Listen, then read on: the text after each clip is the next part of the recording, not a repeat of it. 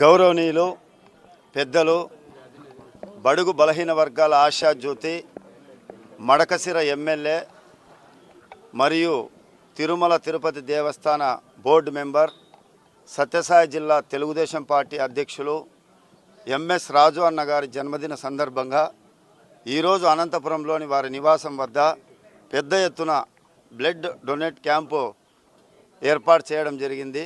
అదేవిధంగా నేను రాష్ట్ర కార్యనిర్వాహక కార్యదర్శిగా అన్నగారికి ప్రత్యేక కృతజ్ఞతలు తెలియజేస్తూ మేము ఎల్లప్పుడూ అన్న చేసే ప్రతి కార్యక్రమంలో ముందుండి అన్నని స్ఫూర్తి తీసుకొని ఈరోజు అన్నకు భారీ క్రెయిన్ గజమాలతో ఈరోజు ఇంటి దగ్గర ప్రోగ్రాం ఏర్పాటు చేయడం జరిగింది.